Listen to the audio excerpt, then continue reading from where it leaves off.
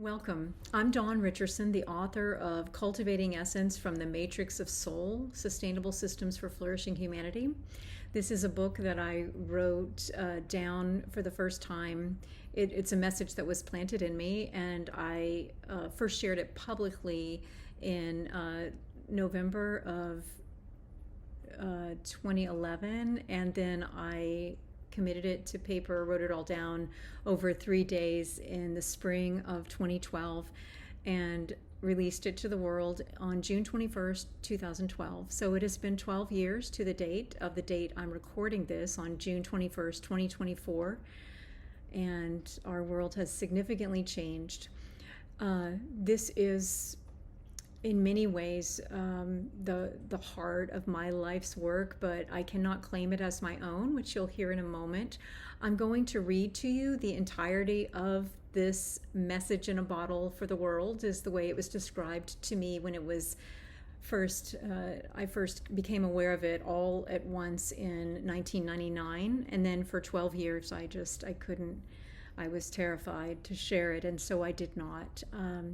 And then I shared it, and for the better part of the last 12 years, I have done my very best to share it, and have had a website with all of the passages and the videos, and that was hacked by whatever. It doesn't matter who did it, but it was compromised, and I had invested in a online education platform, and in fact 6,000 people did come and partake of the free offering that I had, but and read the sales page and visited it several times, but nobody opted in. And then I made it.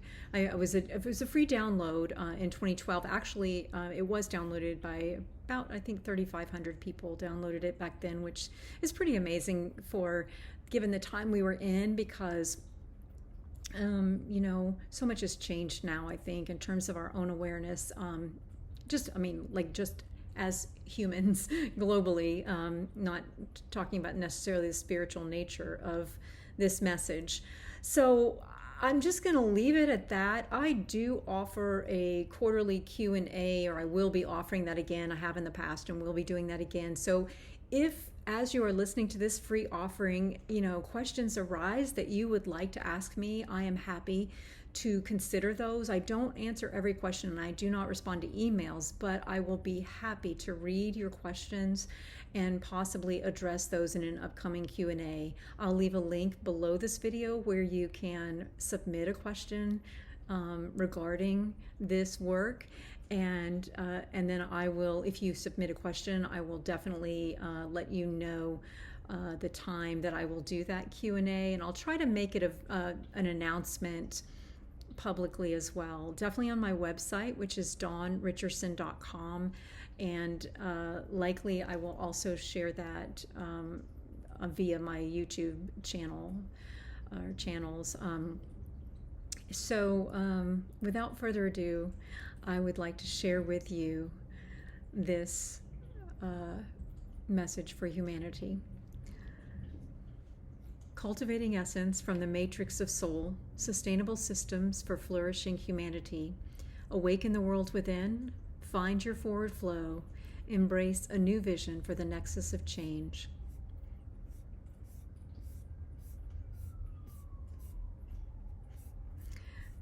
Note from the author. This book is a love note to the world. It is informed by my firm conviction that all things are connected, that we are loved beyond measure.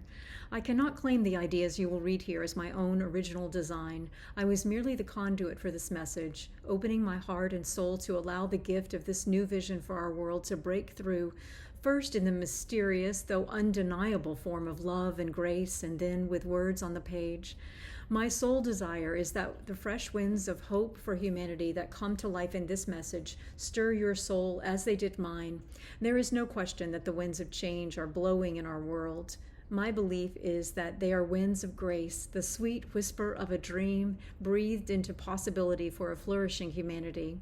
Feel those winds. Imagine the dream alive.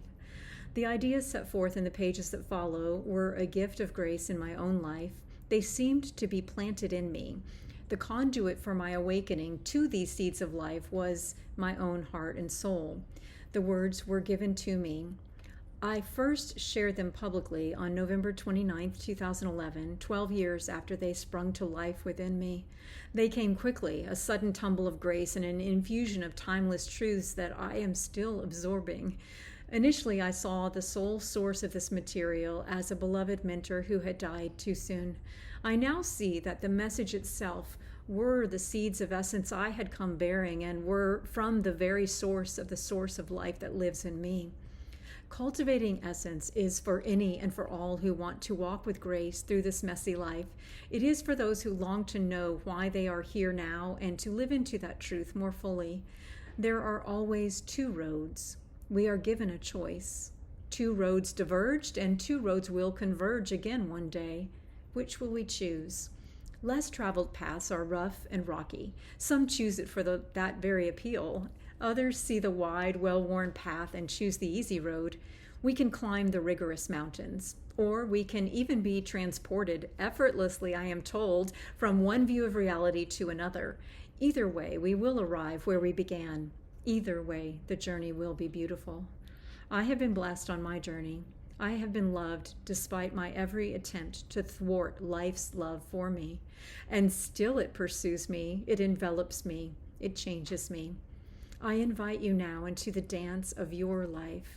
It is my hope that these core passages and the soul-activating energy that runs through them and beneath them awaken you to your whole self and your soul self.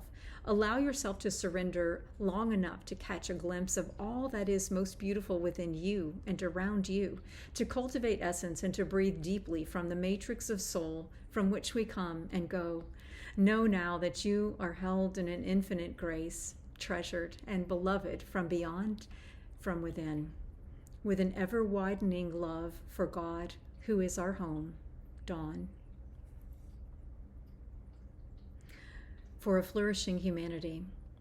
The foundation of all living things is light, and it is love that sustains life. You and I and all living things are designed as sustainable systems within ourselves. We are meant to live, meaning we are here to experience life in all its fullness. This is the motivation and purpose for my sharing these ideas for life. The whole creation is brought to life as a full expression of love in its infinite variety. Life itself is dynamic and ever-changing. We are always growing, pulled toward greater and greater expression. As Dylan Thomas put it, the force that through the green fuse drives the flower drives my green age. This is our green age. It is not just the individual who is meant to flourish, but the whole of humanity and all living systems. If we are to thrive and not just survive, we must return to those things which sustain life and support our full flourishing. We must release all false structures and systems, recreating our lives and our world with life-giving systems. But before we move too quickly to systems design, we must fully immerse ourselves in a new kind of knowing that honors what was forgotten through the saga of human history. We must remember the seeds for life that were hidden in plain sight, reflected in the natural world, embedded in the very fabric of who we are. First, we awaken the world within for a whole new way of seeing who we are. Then, in our individual lives and in communities of belonging, we find our forward flow. We discover a whole new way of being and begin to move through life more naturally, unbound by all who would tell us that we are anything less than loved, fully as we are. Awake to life and moving with it, rather than fighting to conquer it, we begin to embrace a new vision for the nexus of change. And we see who we are individually and collectively. We reinvent our lives and engage in course correction. We find a whole new way of freeing ourselves, and all is lifted up. Free at last and reconciled to life, we walk in the way of wholeness, moving into a new era rich in love. Never again will we forget that at our core we are, as all living things are, composed of light and love. Never again will we question the inherent goodness of life. This is our great return. It is a remembrance. It is the revelation of life's mystery. Its time is now. This is the time we stand together and unfurl again a banner of love, allowing that love to fuel the dynamic and sustainable system that we are. This book is a manual for the many, a message in a bottle for the world. I am merely a vessel, a messenger. Rather than an instructional guide, the message of Cultivating Essence is an array of blinking starlight offered in celebration of the journey we are making. It is infused with love for the whole of humanity and for each unique expression of the one love that sustains all life. The 90 Seeds for Life support you in coming fully to your life so that you might live in full expression, following your unique patterns of life and bringing forth a creation of love to offer back to life and to the giver of life. The seed ideas for life work together as a map for your full thriving. Like most maps, the message itself is a living one. Unlike most maps, the message itself is a living one. It may be accessed in unique ways, and it is brought to life by each one of us uniquely as we come and go. My hope for this book is that it reconnects you with light, life, and love, and who you are at your core, that it encourages you to live fully from a newfound celebration of who you are. What matters most now is that your joy and mine are made complete through full thriving in every day. I dream of a new world, one where we each bring forward a particular play of light, celebrate and share our essential story of life, and usher in together a revolution of love. The sustainable systems for flourishing humanity we will bring forward will be born from our ability and willingness to draw deeply from the endless pools of soul within. For a flourishing humanity, this is why we are making this journey, that all might know themselves as light, as life, as love, one with the whole creation.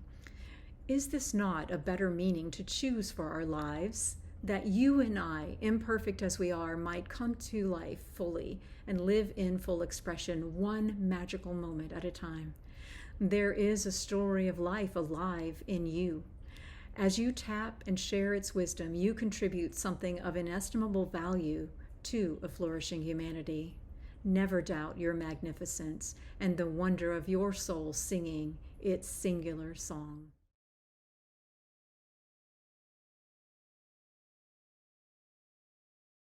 Introduction. Here on earth, we move as tillers of a new era rich in love. Rooted in the magical and the miraculous, we are growing back toward the ground of God. We are planted in this world not by accident. We are here by choice, each and every one of us. We were chosen and we chose. We come carrying seeds of essence, particular expressions of the infinite divine, meant to be scattered in the fertile atmosphere of this place and time. These seeds of promise within each one of us hold the potential for a new world not constricted by the belt of reason, circumstance, or traditional belief, but rather expanded wholly by the gift of who we are. I see us connected one to the other and lifted in thanksgiving for this opportunity to return to the wholeness of who we are, who we once were, and who we are even now. Whether we make this journey will be determined by the choices we make on a daily basis, moment by moment. The roads we choose to follow every day lead us either in the direction of fulfilling the call to which we once said yes, or they take us farther away. Are we traveling in the way that leads us home? We come to this world as little babies, eyes closed, curled up, tiny toes wiggling as we become accustomed to the feeling of our bodies. Innocent and pure, each one of us carries something vital and precious. Some of us know this from the beginning, others have forgotten. How we use the gifts we have been given, the gift of who we are, is up to us. We have been given free will, and the choice of whether we use all of who we are and how we do so is ours alone. It is up to each one of us. Whether we acknowledge it, whether we choose to nurture it, whether we keep it to ourselves, or whether we throw open the whole of our life and loose it to the wind, these decisions will determine our common course.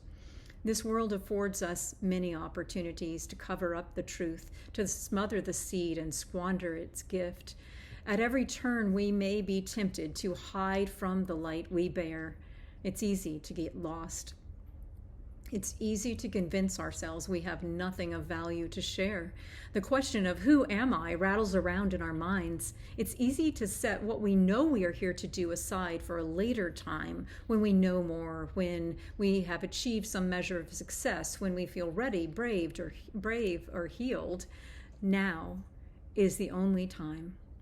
Now, in our time, we must become like gardeners, nurturing and nourishing what we carry in these bodies, tending to it daily and allowing it to grow into its fullness. It is our responsibility and ours alone to choose to honor the unique sacred gift within us and to breathe life into that tender gift of mercy. We must become a community of gardeners, learning from those among us who have quietly been living this way. We must intentionally clear out the weeds within and prune overgrown branches. It is up to each one of us to ensure that the seed within receives the space, the sustenance, and the sunlight it needs to grow, that it is protected from the storm so that it can take root. We must tend to the seeds of grace with patience for life's unfolding process and water them with our love. Only then will those precious gifts be seen and received by those who will recognize within us the message they most need to receive. Only then can we water the world with the fullest expression of who we are. This is the moment of our great turning. If we turn back to the care of our souls, we may yet find redemption and grace unimagined. If we lose our footing, we may fall back into forgetfulness, and for a time that sacred seed planted within might be lost to ourselves and to others. The stakes are high. The time is ripe. The world is waiting. We are the creators of a new society, an internal agrarian society that will lead to a civilization far more humane than that which we have created to date as we focused on building external systems, organizations, and structures. Start with everything you already have. Tend to it. Care for that which has been entrusted to you. Bring it into harmony with all that is. Riff on its singular magnificence and allow that to awaken our world and all those who have come bearing their own song to amazing possibility. We are only at the beginning, after all. Let's go.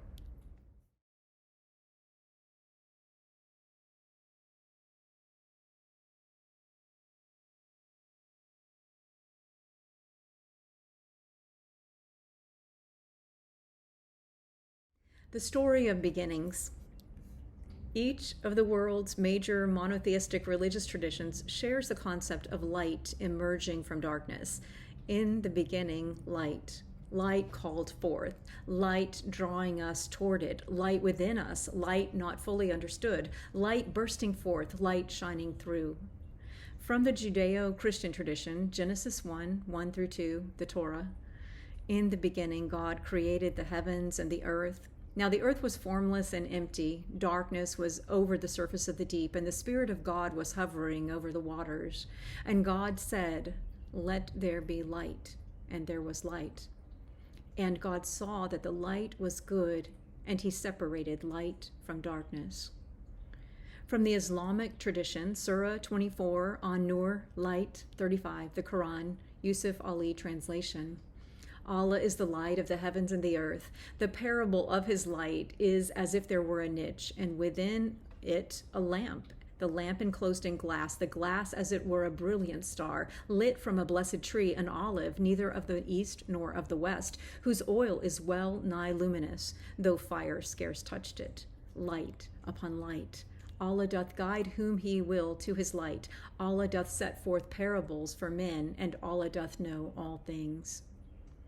And from the Christian tradition, John chapter 1, verses 1-5, the Bible, New International Version. In the beginning was the Word, and the Word was with God, and the Word was God. He was with God in the beginning. Through him all things were made. Without him nothing was made that had been made. In him was life, and that life was the light of men. The light shines in the darkness, but the darkness has not understood it. Eternal lights shining in the darkness. Our world has never needed light more. Our lives have never needed light more, yet the busy pace of our lives and the rapid evolution of new technologies in our time have, for all their improvements, only exposed the fact that what is merely external can never illuminate that which lies inside the human heart. While the continued unfolding of new technology and exploration of the external is important work, we stand on the precipice of an awakening that begins within. Now is the time to explore the interior truths that can only emerge when we, individually and collectively, embrace the light shining in the darkness within our hearts. We have been afraid to go too deep, afraid of what might lurk within the recesses of our hearts and minds. We know too well the wounds of this world. Even those of us who have embraced healing and invested significant resources in cleaning up thoughts, emotions, and behaviors have held on to an outdated belief that this is work, and hard work at that. Some of us have become experts at roaming around in the darkness within. Courageously, a few among us have dared to open the vast unknown within to a source of light we have perceived to be outside ourselves, perhaps from some far-off deity or from the enlightenment of more evolved souls who have journeyed with us through this world. We have been reaching for a solution that comes from outside ourselves. The truth is that we have all the light we need. We carry it within. Nothing external is needed. What is needed is an awakening to the worlds within. In this time of great change, humanity faces a choice. Will we awaken to the truth that we are eternal lights shining in darkness, or will we continue to scramble in some last-ditch effort to fix the darkness we see as closing in? Will we choose illumination, or will we remain entrenched in the illusion of separation? Separating light from darkness. Before any of us can hope to bring forth the light within, or even to see through the darkness to which we have grown accustomed, we must release the old beliefs about ourselves to which we cling in desperation. We have long believed ourselves to be a people immersed in the shadow of this world, wanderers through a cold, dark night, or vagabonds blinded by the desert's stinging sun and sand. Make room for a new story. The creation of a wondrous wave upon whose crest rides the hope of humanity. Even now, in this time, the beating of a million hearts cry out with a longing to rush toward the shores of a new understanding of who we are as beings of light. We long to know our light, thanks in large part to those pioneering souls among us who have called us again and again back to this truth. Awakening to the light within begins by acknowledging the darkness we have known so well, and then separating that darkness out to allow the light to emerge. What darkness have we known? Separation within, separation without, division within, division without, chaos within, chaos without, addiction, brokenness, disease, war, alienation, poverty, inequality, subjugation, devastation, deconstruction, waste. What am I forgetting? Having identified and called out the shadow and the darkness we know, it is time to see what does not belong to the darkness and to give it equal consideration. Faith, flowing where there seems to be no evidence or cause.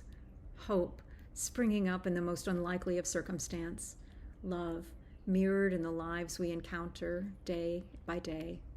Once we begin to see the light all around us breaking forth through any darkness, we are ready to trace it back to the seed from which it grew.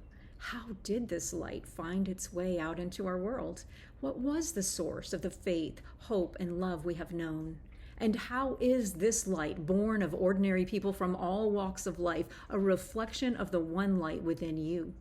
Where in you can you separate out light and call it good? The life within lights our way. In every moment, there is a point of choice. Will we move ever upward and expand outward along the ever-widening spiral of our lives? Or will we contract and, slipping down, revert to a sort of sleeping sickness? Or, perhaps more damning, will we succumb to the illusion that there is no choice at all and simply pass through this life and this world in a sort of perpetual spin cycle? We choose the meaning we attach to the events of our lives, and that choice sets us in motion in one direction or the other. It is never about what happens. It is always about what we tell ourselves about what happens. More accurately, it is about the story we tell ourselves about who we are. It only means what meaning we choose to assign. This is a difficult truth to grasp. We have passed the time of excuses. You alone sculpt your reality. You alone shape the future you will experience. You are now responsible for everything that happens in your inner environment. What happens around you is simply a reflection of what collectively you have allowed to be planted in the sacred gardens of your hearts and souls. If you want a good gauge of how you are doing, take a look around. But this is not to say that all is lost. You may go back now and reshape your reality by choosing a new interpretation, by seeing that what you have believed is only one possible version of the truth. Experiment by choosing a meaning that also allows you to stand fully in your power as the creator of your life, and that allows others to be in harmony with the whole of who they are and their expression of their true selves at any given point in time. Release the need for perfection, embrace wholeness. Then you will uncover the unfathomable uniqueness of who you truly are. The key to interconnectivity is inner connectivity. Begin at your core. See the beautiful lines that connect one facet of who you are to the other. Discover the seeds that are hidden in plain sight within your heart. We open up fullness into fullness from the tiniest seed of infinite possibility, and it is such a fragile process. We hurt when that tiny seed is pricked by life. Sometimes we hurt so much that we curse the seed and deny the very essence of who we are. To do so is to ignore the very thing that would set us free. We are meant to live from the wholeness of who we are, to connect to that first and then to each other. Connect deeply and often to your still center. God is there. You are there. Waking up. We are travelers on a common journey. The first step to the next step on that journey is for each of us, beginning in this moment, to clear limiting beliefs we have formed because others could not acknowledge the truth of their own souls and, as such, could not have dared to see us for who we truly are. The next step to the next step is to see our way back to the beauty of who we are and to celebrate that wildly. There are easier ways to wake up than for your entire body to reverberate to the sound of a harsh doorbell at 6 o'clock in the morning. Yet, this is the situation you now find yourselves in. Listen to the gentle hum of your life. Almost imperceptible at first, it will stir you back into the opportunity of the moment. In the stillness, there is a song that will rise up within you, and it is unlike the song of any other. It is yours alone to sing, and in the singing you will remember. And as you remember more of who you have always been, your song will carry on the wind, and more will be awakened to their own melodies. And soon the universe will harmonize to the beauty of your voice, and your hearts will become an unstoppable chorus of change. Learning to sing again. You have learned in this life to curl up with your treasures, to cradle yourselves against those who might label you as other than, to safely tuck away the truth of who you are in an effort to guard yourself from attack. But your song is not meant for only you. The song of your soul is but one strain of a universal symphony. Some of you treasure your gift, but only for yourselves. Others of you are frightened by the very sacred seed that lies within you, and so you bury it deeper and cover it with busyness, with mindless activity, addiction, and distraction. Over time, you fall into a deep sleep, and the world is robbed of who you are. And you are lost to your pseudo-selves, selves which fragment the one whole truth of who you are. You must embrace the whole of who you are, but the embrace is not enough. You must share your soul self and watch the gift be multiplied. Find the fortitude and courage to step out onto the waves and know who you are is all you need. Sing out in faith and listen for the wind's reply. Some of you convince yourselves that the song is only an imagining, wishful thinking, or a futile longing for what can be no more. You are frightened by what wells up within you. You do not understand it. You do not want it. Some of you want only to experience this physical realm in which your soul is housed, and so set off on an arduous, careful journey to cover up what is within you. But the cost of doing so is steep. If you are to awaken the world, you must sing again the song of yourself. Lullaby. We start at the beginning with the infant that comes to this world innocent, knowing, pure, and wise. And we imagine that infant inside of us.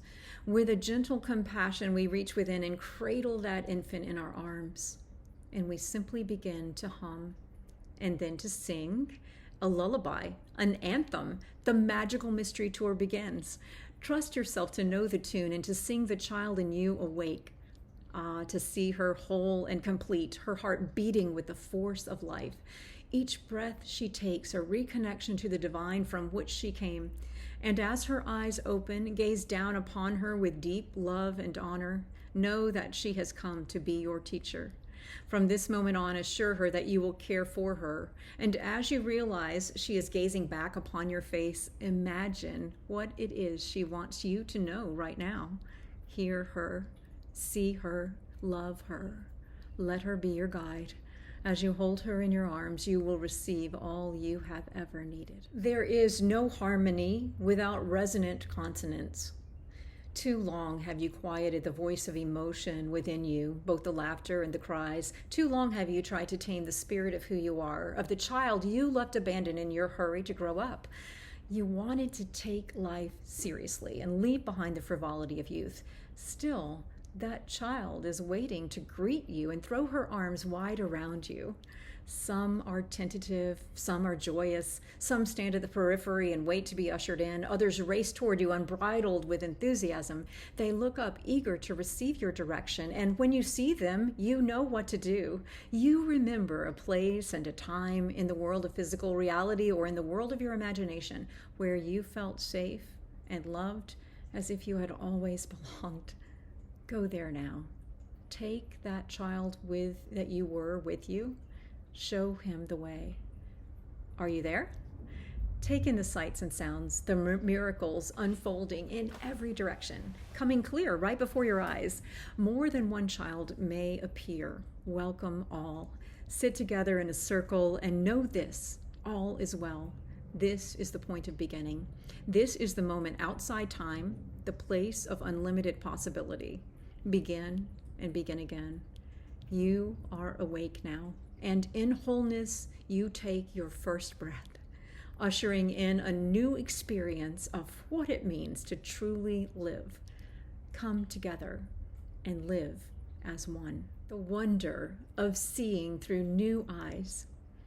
Through the eyes of a newborn babe, you see clearly now the limitations that have always been. Time expands outward in ever-widening circles of trust. Trust in the here and now. Trust in what has always been. Trust in what is becoming even now. And the feeling of your magical place is rooted within the soul. It is an ever-expanding universe where you can become. What's it like? Are there rainbows and waterfalls or a summer field? Are there butterflies and unicorns? A scene right out of the Jetsons? Whatever it is, smile. You have envisioned a world to which you will always belong. In the beginning, you were. In the beginning, I am. Speak. Speak a soliloquy of syllables. Sing the symphony of you. Allow it to trickle down, to bubble up, to cascade through your cells. Feel the vibration of this yes and the resonance of the reservoir of truth welling up within. Welcome to the world. Eyes wide open, your hearts will now become a portal to the truth of who you've always been. Bathed fresh in these embryonic waters of light and life, you will emerge whole from this time of endings and take your first breaths, your first steps. You will speak your very first words in a language imprinted on your hearts before time began. From this beautiful unfolding, peace will multiply, division be no more. There will be no other, only the one. Only the dazzling sun and the silver moon, only endless sky with a billion stars and a twinkle in your eye. Seeds of recognition. We must learn to look at each other and see. Through the eyes of the soul, we must look for common seeds of divinity sprinkled in the soil of every human heart. Our first thought must be love.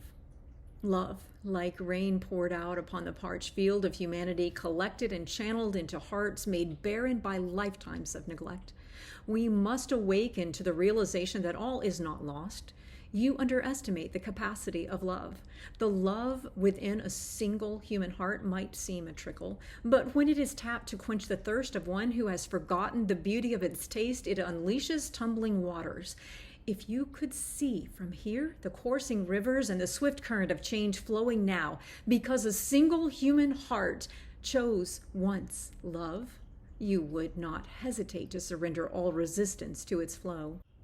Be the river running through the other's dry and dusty heart. Cut right through deep canyons where a life's left echoing. Lift them up on wings of eagles. Lift them up so they can see their hearts of treasured jewels, a home for all who would fly free as one. Gaze upon them with such wonder at God's glory come to earth. Tend to them as little children at the moment of their birth, until they stand one day majestic, triumphant, rising from the ash, smiling down upon the river, wearing life like colored splash of sun. Having lived lifetimes, they may feel, because you smiled upon them, they've only just begun. Allow what is to be. We come here with the remembrance of and the desire for perfection. And so many of us are roused to anger at the seeming injustice when we see another suffer needlessly or stumble over the same roadblocks, often the direct result of our collective choice in modern society. Others become consumed with a grief so global that they lose their own way as they mourn what used to be. To work for change is noble and just, yet neither blaming the other nor losing self to the deep waters of suffering leads forward. As we raise awareness and point the way in love, there comes a point where we must allow what is to be. In doing so, we need not conform our lives, nor must we sacrifice higher ideals. You show one way through and forward in the roads you choose to follow. Live simply and simply live, allowing space for all forms of expression and experience, trusting others to make the choice to do the same. And if they do not do so, choose to honor their choice to choose. Decide to let it be and to be who you choose to be, choosing now. Freedom comes in choosing now. When we surrender fear, we cast off the illusion that giving more means we will not have enough. Love remains exponential in its reach. And if you are the only one, then you are the only one. Expand to fill the space. Or be the desert rose. You've heard the saying, bloom where you are planted. Do not wait for the right time, for the right environment, for the right circumstances to fall in place. Be here now. Be now here. And if you are nowhere, then be there and know you are loved. And know you are love. And know love. No, there is no thing greater than love. Love is there, always. There is love. Feel it rising up within you in this moment. Believe it to be there in the other. Believe it with so firm a conviction that you can make no choice but love. Love one another. Love when there is no cause for love. Be the cause of love. Be the causeway. Give life a reason to believe. Believe there is a reason. Where's your sense of humor? You trounce through your whole lives, serious and dutiful, and miss the punchline. You start as little children, and if others are fulfilling their purpose, your sole purpose is to play, to laugh, and to tap a deep reservoir of joy. Sadly, many of you actually mastered that first class, but were then misdirected by your own parents and certainly by society. You were told to behave and play, follow the leader. Problem is, the self-appointed leaders were moving in small circles. It is truly funny to watch from afar, but it breaks you. See if you can go back before the dour deciders directed you on a path altogether palatable but bland and boring. Can you remember the pure joy of greeting the dawn? Can you remember when you knew unequivocally and without a moment's hesitation that life was a surprise every day? Now, some of you arrived here and were so awake upon your arrival that you were quite literally terrified of what you found in this place. Jolted by the reality that life would be no picnic, you hit the panic button and begged with your very souls to go back. But there is no going back. When you're here, you are here. So make the best of it. If you have been sad, give yourself a comedy hour every day. Seek curiosity. Do the chicken dance. Laugh out loud at this upside down world spilled out like a box of toys in a toddler's playroom. Insist on finding pleasure. Resist the urge to wallow in the plentiful pain. In short, get a sense of humor. Look up. If you need a little help, lie on the ground in silence and watch the clouds roll by. There's a free show every day, every hour, on the hour, and most any other time you take the time to see. Every morning the sun comes up. Every night the sun goes down. Clouds dance upon the stage of your world, shape-shifting and becoming. Who says the only applause needs to come from the thundering heavens? Up here we're content and thoroughly entertained. You seem oblivious to the magic of it all. Quick, there's a show starting right now. Want to catch it? This is your message in a bottle.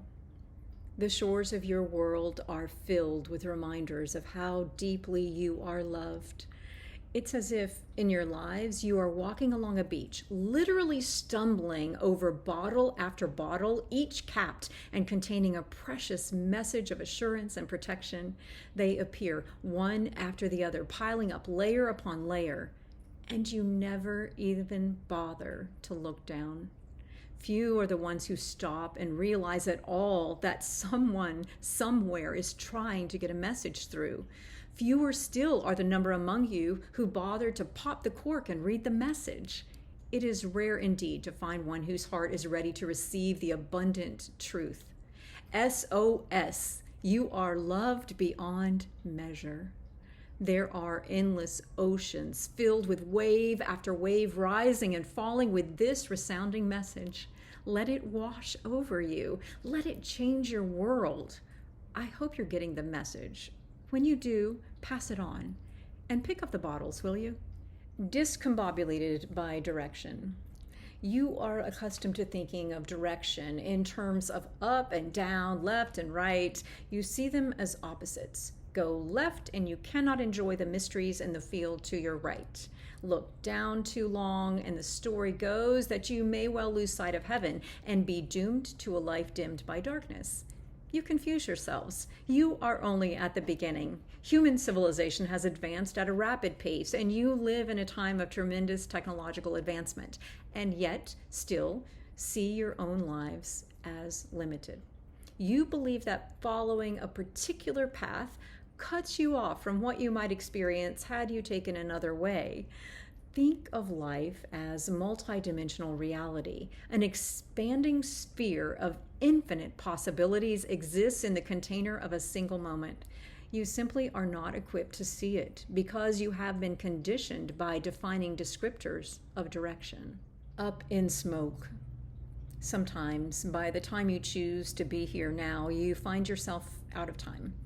And all seems to be gone, up in smoke. Sometimes life passes quickly and is gone before we even saw the opportunity it presented us. Some of us arrive at a point of disillusionment. We feel the fire waning within us. We sense the flicker of time passing by. We see the sudden flash of all that has been left unsaid or undone. Perhaps we lose hope. Perhaps we lose our way. But all is never lost, and the way is always opening up. Where we see the last ember, life rises up unseen from ash and raises us to greater possibility than we ever could have imagined for ourselves. Ashes to ashes. It's not the end of the story.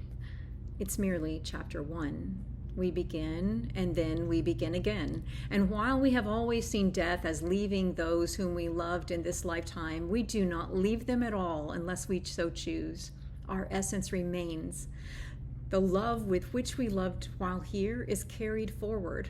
We are not found beneath some marker in the ground that records the dates of our birth and passing to the new birth so neatly. We are found in the heart of the great I Am, the eternal birth, an infinite love for all that is and is becoming still. There is no too early or too late, no life extinguished. There is only changing form. There is no was, only is. What once was is now. You need not see the log on the fire to be warmed in this life. The physical is but one aspect of reality. Seeing is not the whole of believing. We are here. Let your hearts beat with this truth. We are the lights that shine when you fear your light has been dimmed. When your fire burns out and all seems lost, gone, up in smoke, we rise with you to celebrate your awaited birth and rejoice in perfect timing. Grace unfurls its wings. World without end, you are cradled in an infinite grace, an indestructible nest of love. And even as you fly far from it and fall from its comfort, love expands to hold you in its wide embrace. You are winged ones, migrating even now back to your native home. Rest in the truth that you have never been far. A heartbeat from remembering you are where love is to be reborn again. Your life is the reincarnation of this truth. Love has not died. No matter your perception that all has been lost, notwithstanding the darkness that surrounds you, never mind the long stretches of shadow that have wrapped around the girth of your world. Rekindle now the light of love inextinguishable. Hope is not lost where love is found, and love can be found even in the vast expanse of space and time, seemingly emptied of all that is, yet filled with an infinite grace of possibility. Surrender to that grace, and you become love. Life is the cradle. Many of you have all you need, but lack trust. Trust that life is working for your good always. Trust that you are loved, safe, and protected. This condition has arisen from the instability you have experienced, usually as a little child. Let trust be your cradle now. Look around for the evidence that life is working in your favor. Observe nature and the natural condition. See how the March lilies spring up through the crusted snow. Observe and then participate in the dance of the changing seasons. See how life unfolds and provides a blanket of comfort in unexpected ways. The infinite now. Being present does not limit your experience. It expands it to infinite proportions. When you bring yourself fully to the present, you open up entire realms of being and knowing. You gain access to immeasurable truths that can guide you in the next instant and in the very moment in which you find yourself. Only when you are fully here can you be there, or anywhere at all. There are ways of seeing time and space, the past, the present, and the future, for example. Here, there, near, far. Do not define yourself merely by such measures. Release now the illusion of limitation. There are no lines that cannot be crossed, for the line itself was created. There is no value except the value that we place in it. The truth of who you are is not divided into increments of time. The wholeness of you is contained in every fragment, in each imperfect representation of who you are. See yourself as uncontained, unbound by such delineations and descriptors. All in all. You are all in all. You are all. All is well. You are well. See yourself as so, as having been and as becoming still. You are life, and life is you, not just in you, not just around you. You are not separate from all that is, and all that is within you, and you bring it to its fullest expression. We can never fully capture all of who we are, for we quickly expand beyond the confining limits of mere definition. This is because we are a creative force. We are creators. And so you cannot be reduced to the sum total of your experience. You are not the product of your past and present circumstance. You exist outside the equation of the future that you or others have predicted or envisioned for you. Markers. No mistake, however grave, can be your grave unless you choose it to be so. You are not at the end unless you limit yourself by labeling yourself a failure, a mistake. You are not that. You exist outside the bounds of what result you have helped produce by right or wrong thinking. There may be a reason why, but do not allow that reason to define who you are, for it is only partial and not the whole. So do not bother with the why. Focus rather on the why not. Knowing why something has been is useful, but asking of the present and future why not, rather than dissecting the why of the past, pulls us toward the recognition that we are always becoming more of who we are.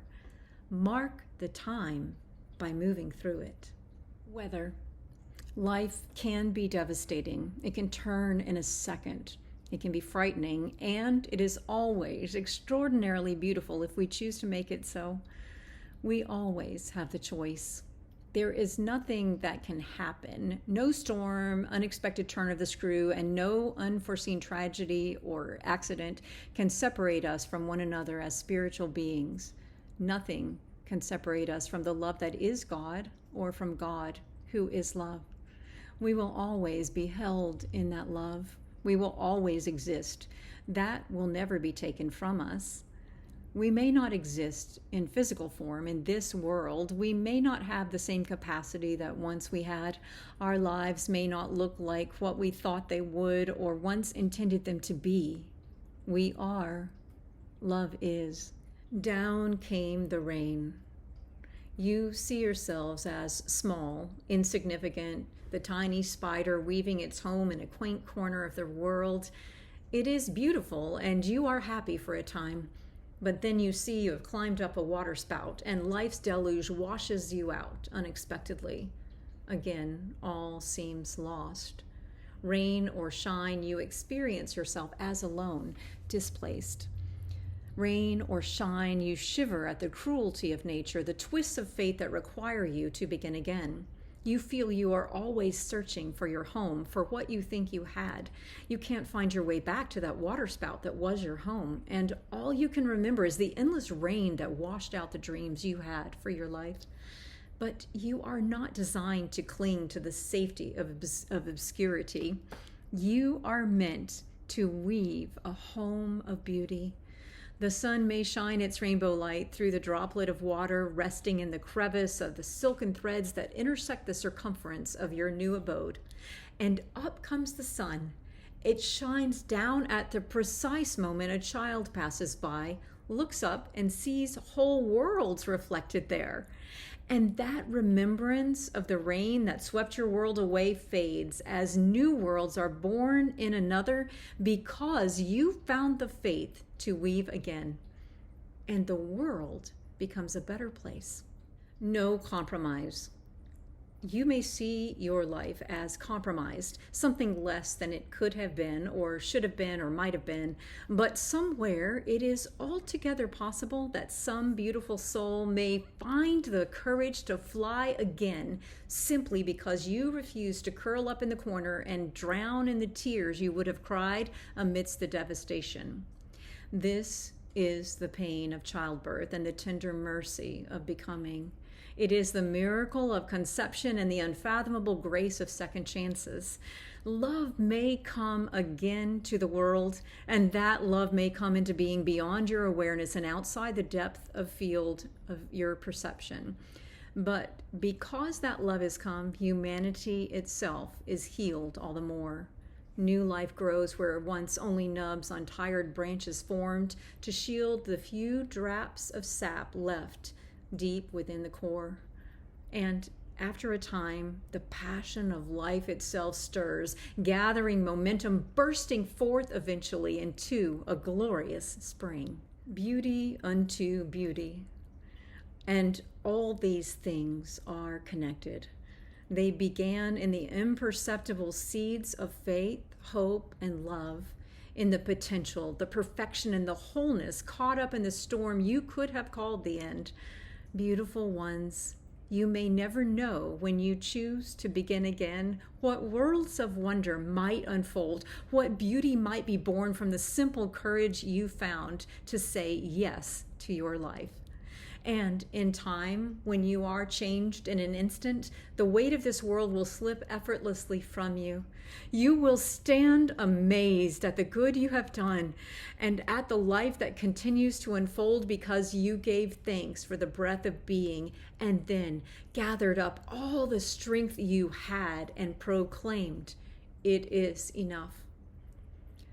Though your results seemed meager and paled in comparison to the heights of glory you had hoped to attain, you will see one day the cascading abundance that rushed out in every direction, infusing the world with the grace to carry on. Blessed are you.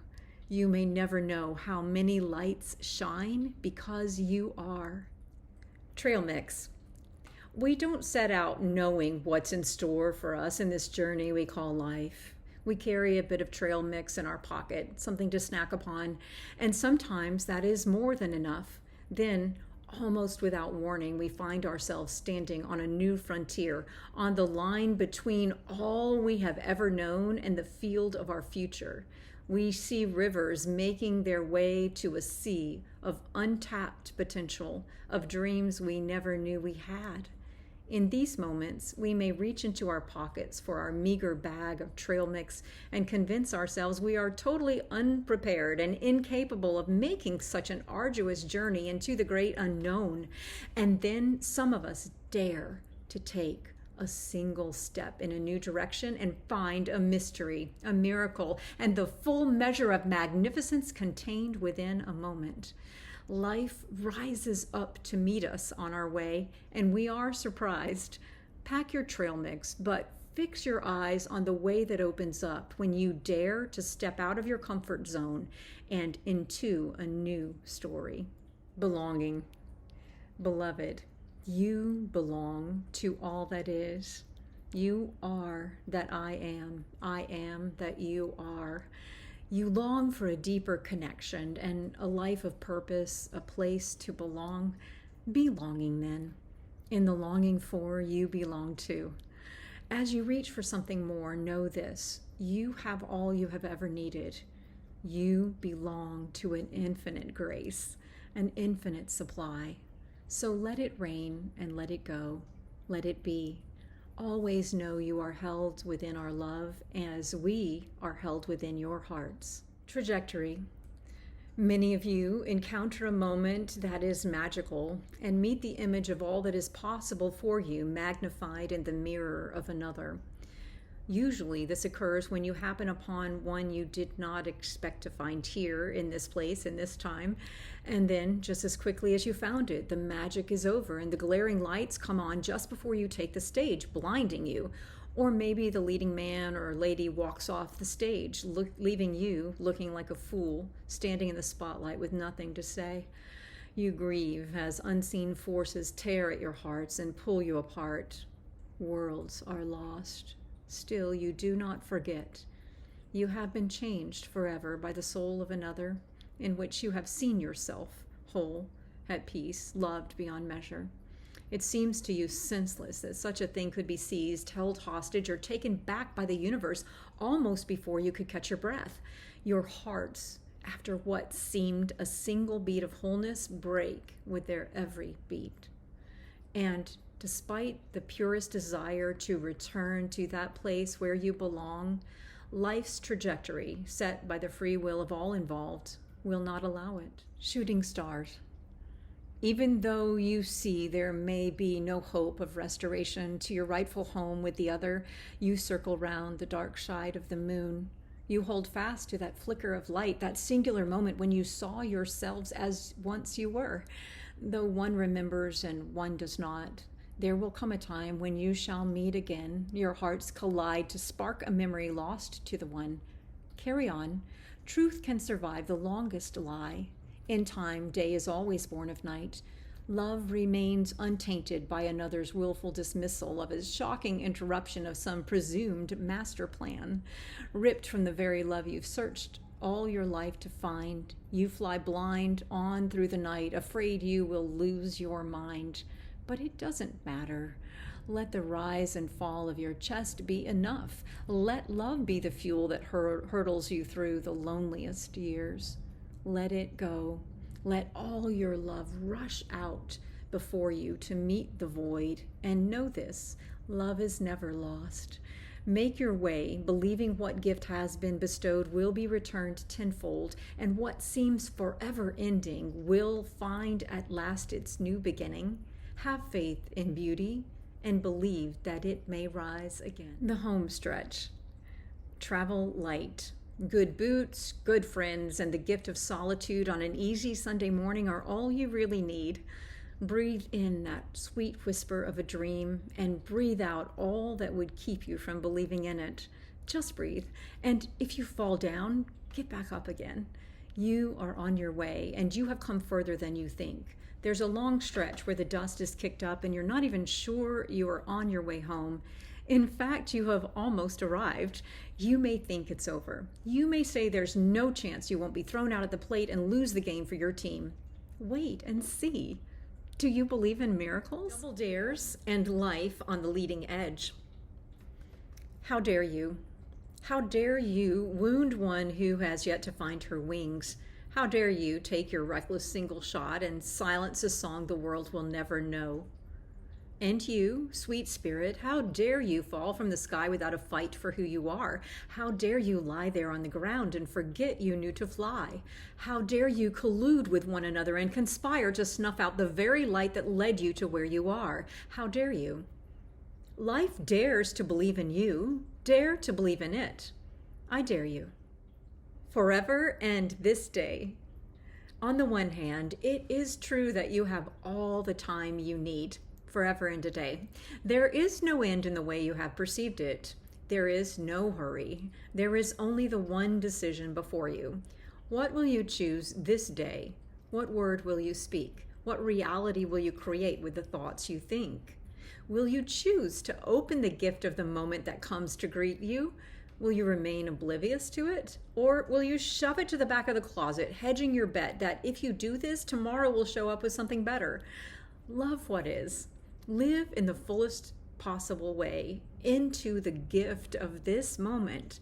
Like clockwork, the days come one after the next, and you become accustomed to the ticking of time, and you never even know how sweet it is. Don't be in such a hurry to get through this day and on to the next. Take your time. Celebrate. Telling truth in a tone-deaf world. Your days are filled with much that is unnecessary. You make much ado about nothing. You are bombarded with noise that clouds and confuses. You subject yourself and succumb to the onslaught. There are those who speak truth among you, but you have grown hard of hearing. You tire of changing stations, of tuning in and tuning out to the turn of the trick. You grow weary of attending the exposition of the fraudulent and the famous of the moment. You search endlessly for truth, and yet you both fear knowing it and not knowing it. You see yourselves as jaded, jilted one too many times, left standing at the altar of confession, and so you stammer into silence, numbing yourselves with too much spice of life, or you stimulate yourselves with sounds of static, silence, or smashing cymbals, depending on the day. Anything you presume might substitute for the voice of truth you alternatively seek and avoid. You tell yourselves truth has vanished from your world. Listen, really listen, and then tell me what is true. The speed of light. 1 billion souls have come and gone. Who are you to say that not a single one of them burns in midnight sky for you? Should you cross your arms, close your eyes, and choose to walk alone, your diamond of a star that lights your way is, of course, lost to you, and the song you are meant to sing is swallowed up before you've learned its tune. You are safe. Uncross your arms, open your heart to all you are deserving of, just because you are. Practice this a little at a time until the day you can hold your palms open to the earth, releasing any pain you have experienced, and then turn them toward the sky to receive all the love you'll ever need. Reach them out and touch the life of another who may or may not see you there. Forgiving. Life is forgiving, nothing more. Nothing less than letting go will do. In this world and the next, there are those who would give their lives that you would be free. Among you, there are also those who would bind you to their truth, a truth they believe has already set them free. Some know the harm they do and do it anyway. Others have fooled themselves into believing they do what they do for you, for your highest good. They have made themselves to be gods on earth, blindfolding themselves willingly to all that is unfinished in their own hearts. No matter your age, no matter your heritage, no matter your position in spirit or society, your soul cannot be bound without your full consent. Say you will guard your hearts and minds. Let no man make a prison of your body or take prisoner of your soul. Refuse to be held captive by another, no matter how much you love them or how wise you think them to be. Likewise, turn. Escape from all that would make you into a jailer of your own soul. Nourish body, mind, and spirit. Neither starve nor stuff them. Neither repress any one of them, nor give the one free rein above the others. Make peace with who you are. Bind up your broken heart. Know yourself as the free spirit that you were created to be. Origin and originality. We come from God, who is our home. On earth, we are born to parents and imprinted with patterns of life. We carry bits and pieces and are, in fact, immersed in the streams of soul shared with all of humanity. Though we originate in the mind of God and in the womb of our mother, we come bearing fine gifts of original design. You are no designer knockoff. Give up your search for some label, some stamp of approval. Set your own value. Declare your worth and live as if you mean it. Make it clear you matter to you, for you are no victim of circumstance.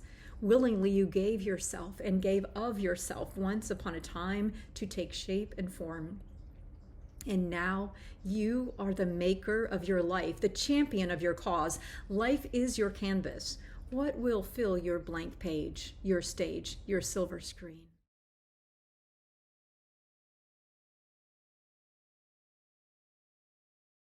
The dream we dreamed. There once was a dry land, parched desert, with the dusty particles of a dream that had died blowing about in the void. There once were a people wandering, nomads, thirsty and longing for a life they could no more recall. Burned beneath a blazing sun by day, shivering beneath the cold of night, they survived day to night to day, always walking, stumbling, tripped by the sands of time, delirious and waking to a common dream of an ocean oasis. They continued on a never-ending quest for something they had forgotten, until the day they died to lack and drank their fill from an abundance of stars smiling down upon them. And in an instant, out of nothing flowed a river. It sprang forth from nothing but a single choice to believe in goodness. The ground gave way to the expression of what they had imagined. And then a miracle. One river became two, and two became four, and four became 16, and the land became as fertile as their hearts. This was the dream we dreamed, and the way once we walked upon the land. And now the whole earth is curled up like a tiny infant inside each one of us, eyes closed but becoming more and more aware, both of her grounding in a universe far greater than herself, and also of her own life and skin. She begins to flex her muscles. Her heart beats with the desire to soar. Mother Earth is waking. We must hold her now. We must soothe her with our song. When she wails, care for her. When she cannot seem to rest, sit by her side. Thank her for the gift she brings. Share with her the treasures of your heart, the ideas that come to your mind. Remember the dream we dreamed and give back to her with gratitude for all she has given you. Reaching for rivers of hope. Remember the little kid running through the city following the red balloon? Be like this child. As you keep focused on the goal of waking up, you will attract greater visibility. People will see what you are chasing after. And as more and more of you focus on that red balloon, momentum will shift. Feel the joy of jumping up for that elusive promise. It will lead you to all you need to find. There are layers within layers of awakening, rivers that will lead deeper and deeper. These multiplied rivers will spring forth from your hearts. Your heart is the source of the source from which love and life flow. As more and more of you open your hearts, miracles will spill out, creating an ever-increasing flow of abundance. The rivers are an unfolding promise to pathways to joy, bubbling brooks to remind you of what you have always held within your hearts.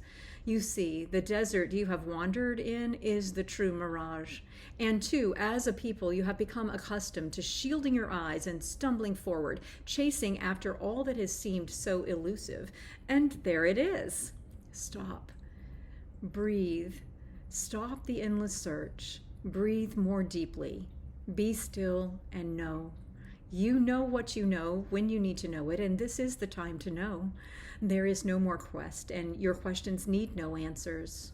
Shh. Hear all that will come to you in the silence. In the sweet surrender to the here and now, you will embrace the mystery of all time. In the slow breathing in, you will find the fragrant flowering of your dream. And as you close your eyes, you will see for the first time the wonder of this world and be filled with the need for nothing more.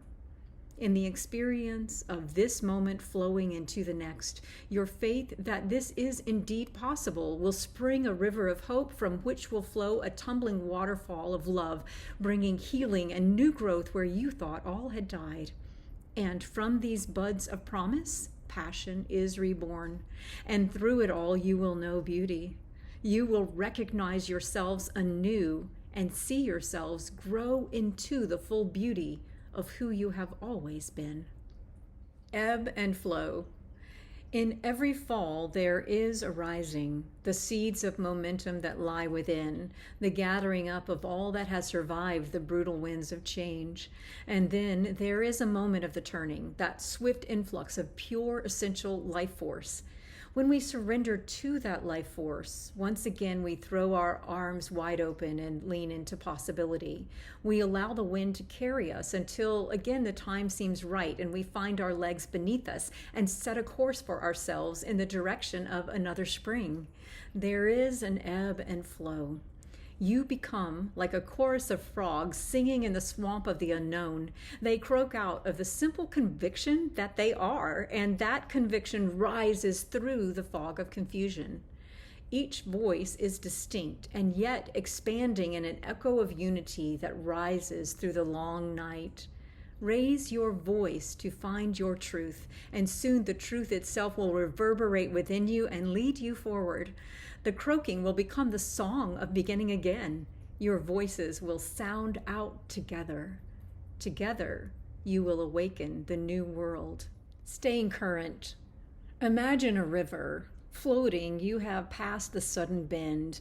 Ahead, you see yet another twist in the winding river's course.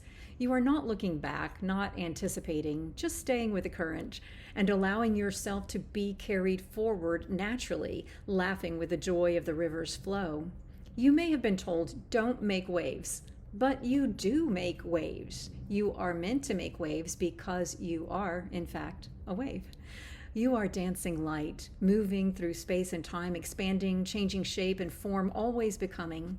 Stop holding back. Stop pulling against the tide. Stop clinging to the shore. Stop resisting letting go. Say yes to the unknown that is far on a distant horizon and rush into it.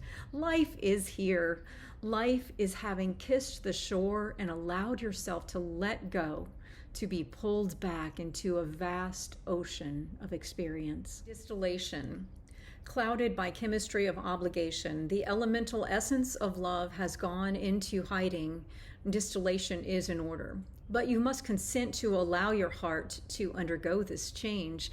You must find within you, individually and collectively, a willingness to endure the flame, allowing the release of toxins and impurities that have too long polluted the waters of your world. Allow this purifying fire. Surrender and know that your essential self, undivided, purest, properties protected, will remain. Quintessential selves restored, you will return again to your natural state of being and cultivate from the core the seeds of soul that hold the promise of potentiality. Maybe you're just rusty, worn out, beaten down. You can see you're in a field of dreams, but you don't know how to move or which direction to take. You think you've lost your heart because you've lost your way. You've become the Tin Man, stiffened by circumstance, feeling perhaps hollowed out by having lost your chance to cast off all your cares and dance your way to where your heart has always longed to be. But maybe you're just rusty, and maybe you have all you need. Breath. The thing is, you can choose to change your life in every breath in and in every breath out. Breathe in spirit. If you don't inspire, you may as well expire in one form or another, so just breathe, okay? Breathe in the assurance that you are not alone, but are instead intimately and infinitely connected to all that is. Breathe out all that would keep you apart from the truth of your essence. Deep, focused breathing will take you back to truth. Practice it, follow it. When the sun rises, give thanks with your breathing and welcome the day. When the sun sets, allow your breathing to return to grateful appreciation. Give thanks with the rise and fall of your chest and know that you have all you have ever needed and all you ever will. Allow your body to open fully to your breath, expanding to welcome the flow of life. Feel it fill each chamber up and then move deeper within you. Expand as a balloon, filling the throat and chest, then allowing the breath to fill your midsection and move down and down into the base of your spine and the root chakra. Feel the wonder of life with every breath. Take not one for granted. Born free. We enslave one another and ourselves when we create false hierarchies and prop ourselves up as gods and rulers of kingdoms of our own creation. But there is one kingdom, the kingdom of God. There is but one creation, connected as a whole and magically sprinkled through the universe in a million special varieties. We are born equally free, created from the same stuff, no one any more special than the other. If we are born free, then we are meant to live free and to uphold the value of freedom. The Creator calls us to honor and protect the sacred freedom in which and for which we are created. How are you doing with that? Retrieval. If you have lost your way or lost sight of the full flame of freedom, all is not lost. The way back is to see the holy in the ordinary. In fragments of time and in the people passing by, look for the miracle. Believe and seek to see again. Your sight will be restored as you recommit to acts of soul retrieval that begin with simple observation. 2 minutes a day can lead you into 10, and then you will find an hour has passed and your heart has been held in harmony with the hallowed earth, and heaven has come closer than you ever knew it to be. And the free hours will be magnified into days and then sweeping vistas of freedom unfolding to infinity. Retrieval begins with a single choice to reach within and reconnect with a core essence you may not at first remember. Trust that it is there. Listen to the stillness. Be with you without the trappings of the life you think to be free. Release them all and come fully present to all that is unknown. Know you are, and soon you will begin to understand who you are. Flicks. What if it were just a movie? What if everything you saw mirrored in reality was playing out on a big screen? Because it is, for your entertainment. Did you forget that only you decide whether to redeem your ticket for the show? Maybe it's time for some new movies. Let's go old school and start with the talkies. Or better yet, let's go back to before the soundtrack put our minds to sleep. The essential artistry of silent movies was in capturing the range of human motion and emotion, frame by frame by frame. Now your movies are a blur, as if you couldn't get enough in real life. Let's rewind. Let's go reel to reel. Back in the screening room, much as we up here might like to edit your reality, you are the producers of your lives. You direct the actors on your stage. You choose your own soliloquy. You choose what play is to be or not to be. You call action and set things in motion. You choose when to call the scene or do another take. Flex. Flexibility begins with flex. Before you can exercise your ability to choose the reality you create in your hearts or in your world, you must choose to use the muscle of your mind. Let's boil it down. Mind over matter. I don't know if you've thought of this before, but if you want to be a body in motion, you might want to master the art of the move. Now, calm down. You don't even have to do an entire revolution. Flow in your life begins with flex. Try it. Flex the muscle of your mind. Let your actions follow in its footsteps. If you don't like where you are or where you find yourself to be, get a different routine. Change your mind. Flux. The influx of mind mastery, coupled with a return to your heart's essence, to love, will carry you back into the current, and therein lies the present. It is a cycle of giving and receiving that knows no end. This leads us to the inception of change in you as the exception to the rule. The rules say you should, you must, and stay within these lines. The rules only became necessary when you forfeited your inner knowing and refused to give way to the turn of the season, to the necessity of change.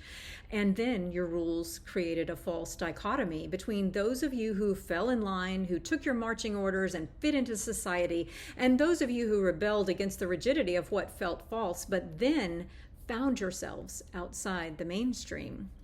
Many who followed dutifully wake to find themselves far from dreams they thought had died. Too few of you who resisted have persisted, and some who have persisted in following the beat of their own drums have by now wandered so far afield that their voices have been lost or muffled to mere murmur. Thus, the heartache of humanity. The moving spiral staircase. Life is always moving us, shifting us to the left or the right, elevating us or taking us down a few notches. We have to adjust. There are incremental movements we must make as we approach our goal. Sometimes that means stepping up. Other times it's just a small adjustment or a pivot left or right. When viewed from far away, we can see the beautiful slope of our ascension.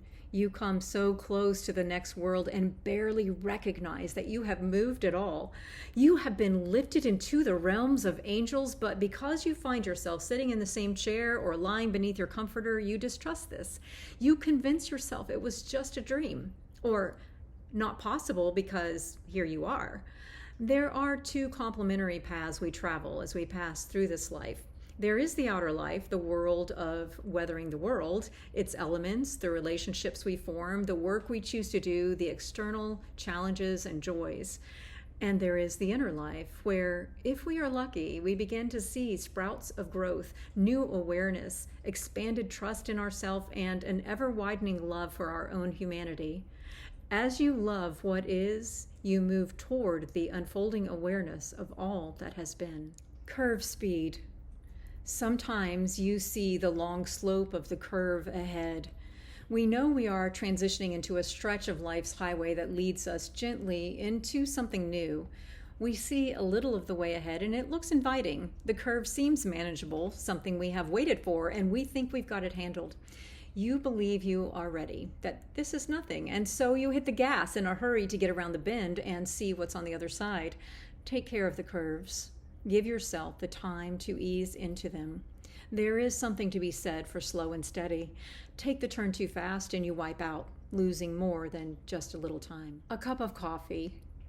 You have been conditioned to change lanes quickly, to pursue forward progress onward and upward to the golden gates of some desired final destination.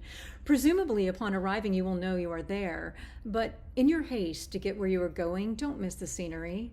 Sit down and have a cup of coffee. You never know who you might meet, who might see you smile, and let that be enough to carry them through another day.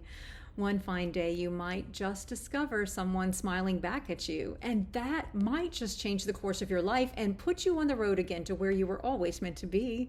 So get some coffee. Stay awake for the journey. Love the ride. Traffic. When someone blocks your flow as you move through your life, there really are two choices. One is to grit your teeth and push through at a grinding pace. This will wear you down and wear you out. It will make you old before your time. The other choice is to pull off the road, take a detour, or find a way around, not through.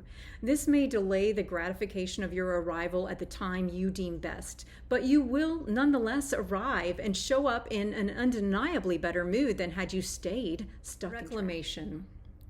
In your world, so much that was pure and nourishing has been corrupted to the degree that it is no longer safe for you. You must learn to separate out those contaminants, some invisible, which naturally cling to clean energy. The process of removing what is waste requires discernment, and discernment requires a rigorous examination of all that does not serve the truth. To reclaim that which has been bestowed upon you as a gift of grace, you must begin with gratitude. Give thanks for it. See the perfection within it. Refuse to cast it off as lost, to surrender the gift because it has been contaminated. Instead, choose love and honor. Then allow that love and honor to lead you to new ideas that restore the gift to its natural state. Think, speak, and share thoughts of loving kindness toward gift and giver. There is never a need to engage in the cycle of destruction. Transform your thoughts. Turn your anger toward those who have been reckless with the gift into equal action for good. Breathe compassion into the sadness that you feel and into your own hearts. Envision the essence and allow what is waste to fall away. Become an advocate for the gift and also for those who have not yet awakened to it, and do all you can to support the gift and to restore it to its natural state of being. Breaking bread. But here you say you have to eat. There are always hungry mouths to feed, and it is a nuisance. You tire of the mundane and the profane, and so you go through the day muttering complaint after complaint against the day and all that fills it. You wholly miss the holy, and that there is extravagance hidden there within your ordinary. Extraordinary and altogether unnecessary. When you break the bread, you must remember it is a gift. Your money may have purchased this particular loaf, but you have not invented bread or manifested it from thin air. Perhaps such a miracle might occur, but not so long as you pat yourself on the back and recite to yourself that you have worked hard and this is all you have. And tomorrow you will get up and repeat the cycle. Break the chain of pride locked so tight around your hearts and minds that you have cut yourself off from the remembrance of the bread of life broken for all of you, the manna that nourishes your body and spirit, and the grace of those gathered around your table. Drink the new wine and get yourselves some new wineskins. There's really no cause for drivel and repetition in the presence of mystery made manifest. Get it together, receive a bounty of blessing, and give thanks for the fancy of the feast and the grace of the meager meal. Get in the story. Are you comfortable just watching all of life unfold from a good vantage point? Have you scurried up a tree? Do you like to live above the fray? Look out, the big story will rush to fill the smallest hearts. You are never beyond the reach of love. Never. What goes up must come down. Those who believe they've got one up on life are never as happy as they appear. Neither are they as alone as they may feel. It does not matter who has given up on you. It does not matter that you have given up on yourself. It only matters that you come down from your perch and get in the story, because you are the story. Fault lines. Are you experiencing divisions in your relationships at home or at work? Are there deep gaps in your fulfillment? Are you always sinking lower into the valley of sadness? Are your voices like doves crying out, clashing against the canyon walls? Is there friction? Go back in time and you're likely to find fault lines. The moment you blamed the other, a tiny crack in the foundation was formed. Over time, the blame and the shame, the contempt and the endless criticism eroded the very foundation of your relationship, wearing down the solid rock. And you became two plates made of the same stuff but pulled in opposite directions. The stress became too much, and what you thought would surely stand the test of time crumbled before your very eyes. Stop looking for someone else to make up for what you lack. Take responsibility for every word and every action. Surrender your desperate search to fill the holes in your life and all you think is missing from you. Try something new. Start finding favor. Start filling in the cracks in the foundation with love. Plant flowers of faith, living into another spring. Cooperation. Some of you have come to the altogether scientific conclusion that God is not active in your world. You don't see it because you have chosen not to believe it. You formed a hypothesis and set out to prove yourselves correct, and surprise, you did. When you look at all the evidence gathered by all of those looking at the question, the fact of the matter appears in the form of energy, elusive, but no less powerful a conclusion. Work together and you will see. Surprise!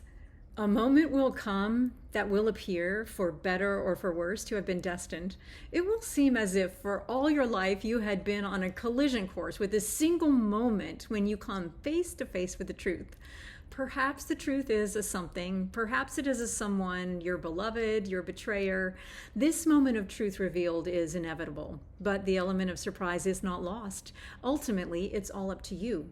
Will you recognize the truth or scramble to reorder entire worlds if only to protect the sanctity of the illusion you had created for yourself? Open the present already. It's been sitting right there forever, hidden in plain sight.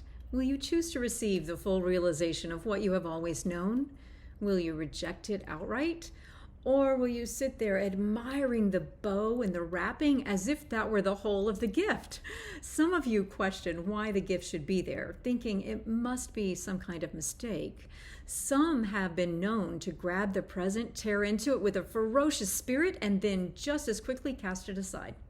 The surprising truth is this: when that moment of now arrives, you are either ready or you are not. Surprisingly, it's all up to you. Do you cycle through the lessons one by one, or move on swiftly to the next? Or do you lock horns with the devil in the detail and do battle to the death? Have you considered what is sacrificed when you insist on being right, deconstructing the truth revealed piece by piece by piece? You see the result right before you, tattered pieces. You forget this is merely a reflection of what you have done to your own hearts and souls. How invested are you in your choice? How long do you want to take to learn to dance with life? There's no real hurry. Take your time to decide what kind of life you want, or get up from your seat and dance with destiny. Compensation. Everybody wants his due, some reward for having survived the fray and having made it through another day.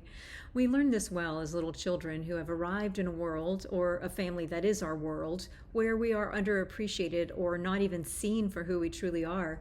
We shrink. We set our true value aside in order to survive the harrowing passages of growing up. Knowing this to be a raw deal, we learn to compensate.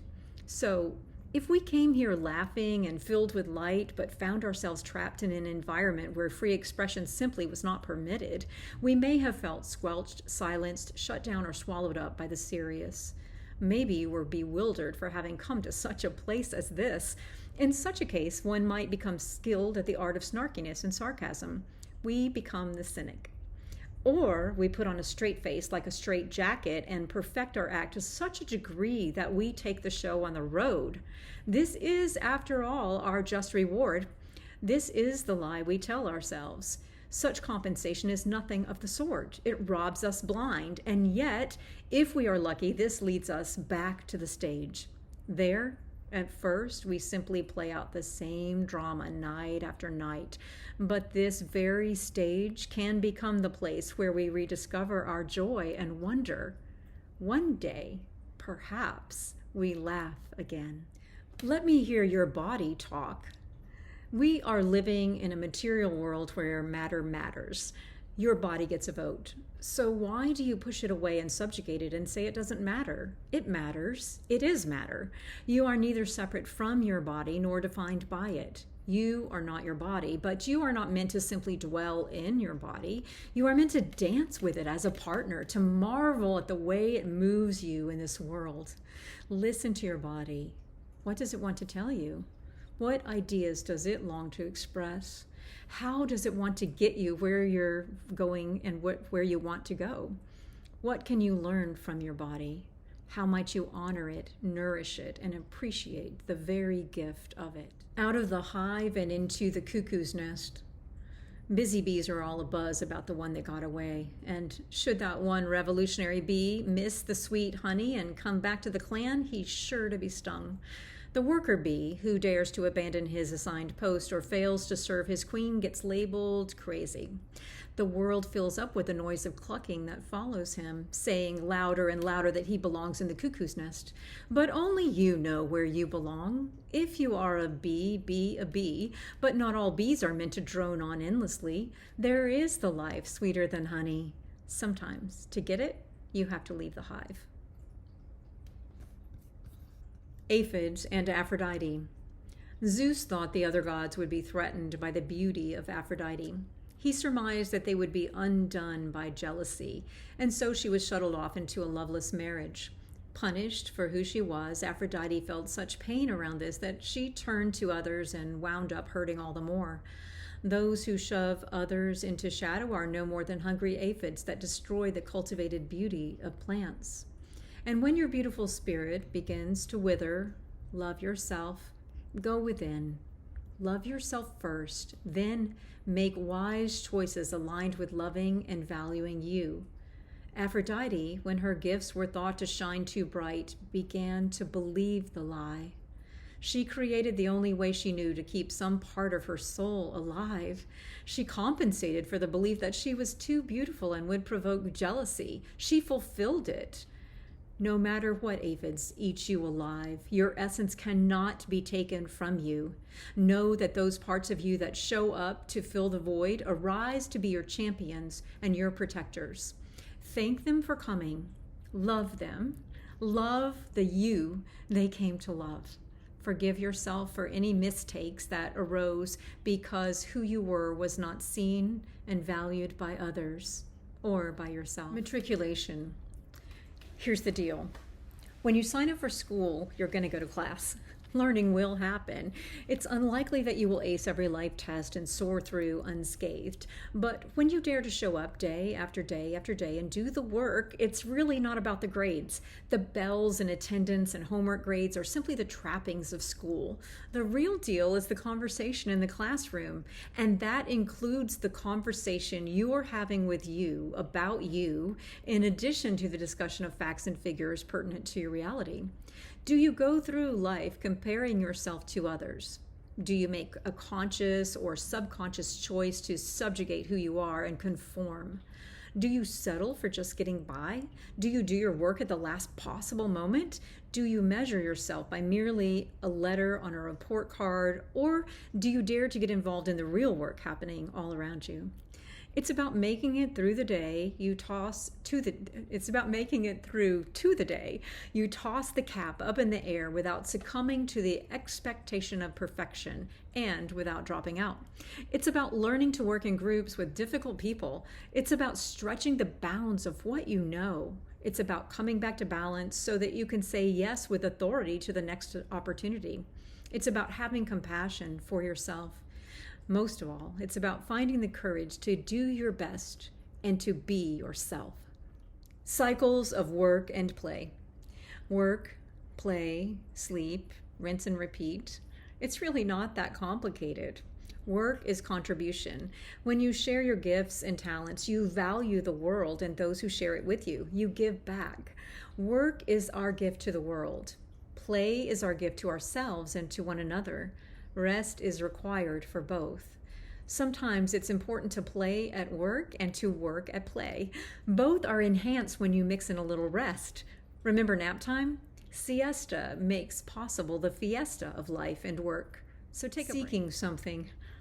Change what you're looking for and see what you find.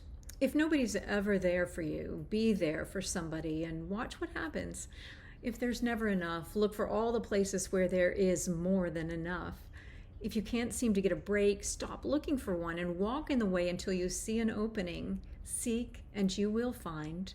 So often you stand alone on a far-off horizon and judge the world for being unsatisfactory. You're looking for something more, but you've separated yourself from the life you seek. Stand in the stream and feel its flow. Only then can you gain the perspective required to carry you through. Only the experience of being immersed in life gives you the qualification to assess its give and take. The context of community. It's when we gather together we begin to see what's possible. We first understand what we do want and what we don't want in light of the contrasting experiences we discover as we connect and converse with others passing through this life. In relationship to one another, we seek and inevitably we find ourselves again, whether through joy or disappointment, faithfulness or abandonment, bliss or brokenness.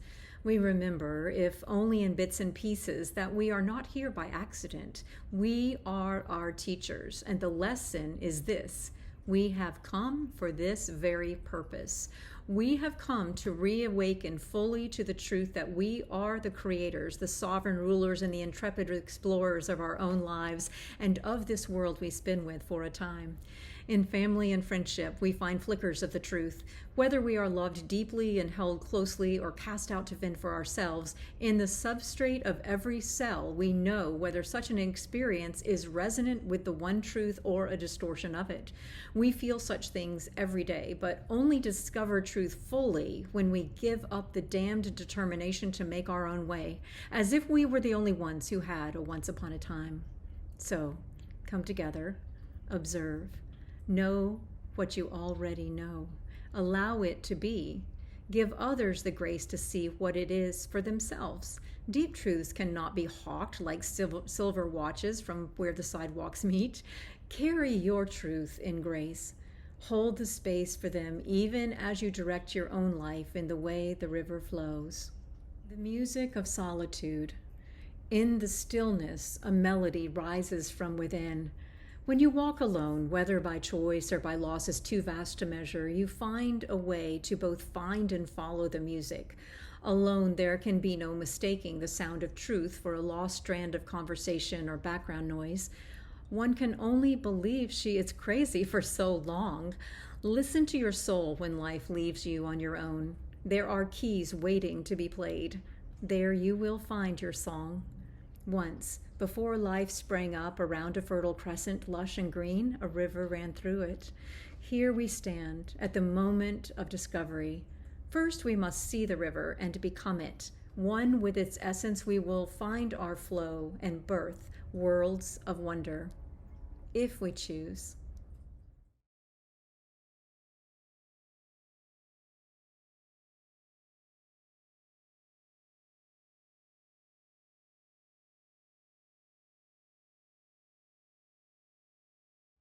Stop waiting for the answer. Stop looking for the way. Start moving to the music of the questions. Start walking. Allow your soul to dance. Open your eyes to skies dappled with possibility and infuse each day with a celebration of choice. Raise yourself. Elevate your life. Grow your soul. Stop waiting to be lifted by the hand of heaven. Reframe the very concept of change by seeing it as not only a constant, but also as the predictable opportunity for some new beginning there inside of every perceived ending. Ask the question and know one another. Allow yourselves to be vulnerable. Dare to live the questions now. Unlimited direction. To this point in human history, our ideas of change have been defined by all that we have encountered along our journey through this life and the vision we see in our mind's eye. We focus on the future and reach toward it. This is a good start we have made, but it is only partial revelation. This is but one fractal of time, a singular direction limited by where we have come from and where we find ourselves right now. In truth, there is no need for reaching, for revelation is the very substrate from which patterns of change emerge.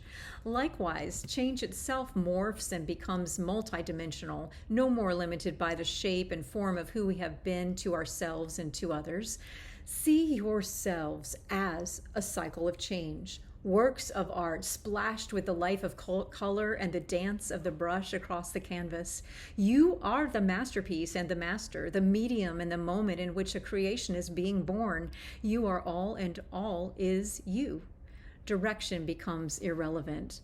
Commit to the dance, to everything and to nothing at all. You have no need for remembering the words or mastering the tune, for you are the song itself, the melody rising in the wind, ever being formed and finding your resting place in the place the song was born. Search and rescue. So, ask not, know what you know. Allow yourselves to be revealed and revel in the knowing and the being known, the sacredness of both the dawn of understanding and the shadow lands. Redefine value redefinition. Find a way forward, yes, but also your way back and into the layers of soul that blossom into possibility for ways you have not yet imagined. Trust the ripples of love to become waves that cannot drain you of you any more than the ocean can lose its life by kissing golden shores. Knowing you have no need for replenishment, see also that nothing is lost or wasted. No one is lost to herself. You are not in need of saving. You long for restoration, for salvation, for all to be set right. In the mirror, you see a stranger to yourself, a life turned topsy-turvy, trunks of treasure sunken. This is mere illusion, the inverse of hope, a mirage of shipwrecked dreams. Flip the image and you have a voyage of extraordinary wealth and cause for celebration at the discovery that life is a dance within a dream we chose. Cast off and call off your search for one another. See at last the beauty of your being where you are, or where you have perceived yourself to be.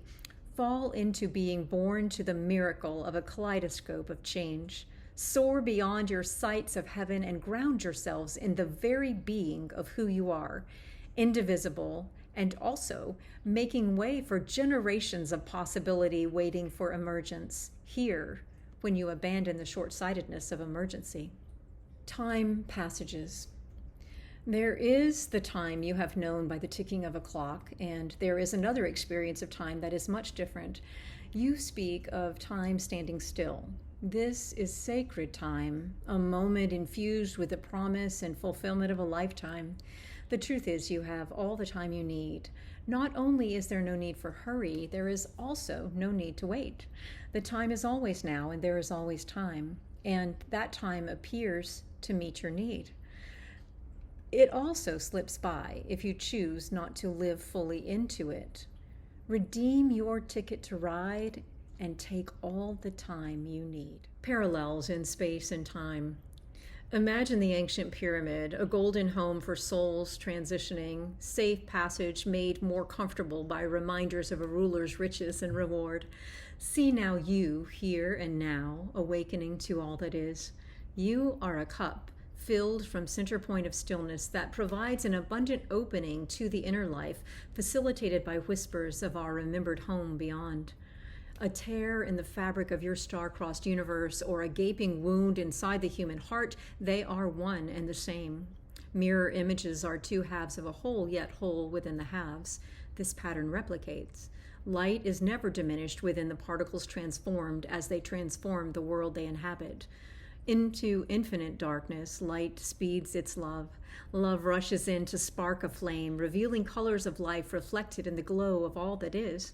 Embrace it, release it, breathe the promise revealed in the rise and fall of your body, caressed by every unveiled.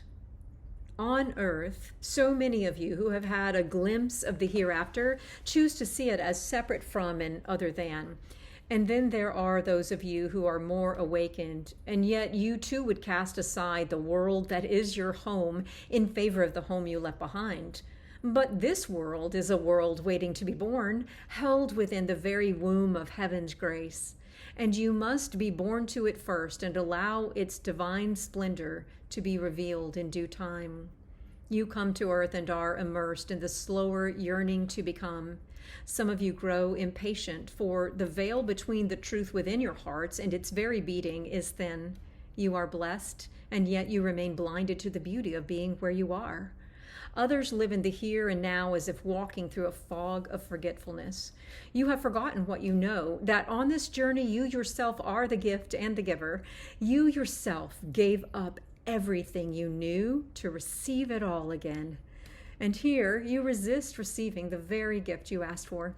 Wake up.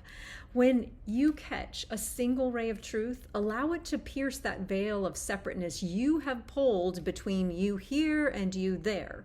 It is merely something you have used to fool yourself, to shield your soul from a truth you think might kill you. In fact, it will bring you back to the full and abundant life waiting for you where you are. We are never really alone. We are connected in a matrix of soul, uniquely formed with intricate diversity and woven into whole worlds of universal love.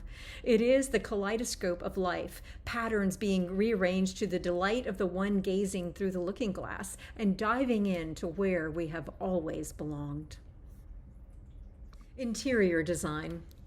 Decorate your inner life with crisp thinking and feeling. Just as you would make your bed with the best quality sheets you can afford, spare no expense and handpick only the best thoughts, those that make you feel luxurious, loved for the legacy you are. Brighten up your inner space, shed a little light. Clean out the dusty corners, and while you're at it, set the mood, get a little ambiance.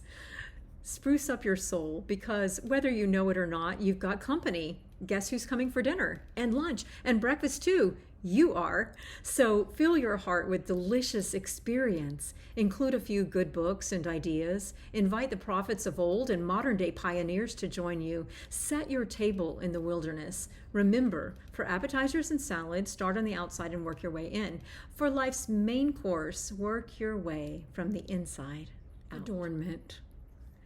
Wear the colors of where you are and how your life unfolds. Do not be ashamed of a tattered beginning, of genes frayed by ventured into unexplored territory.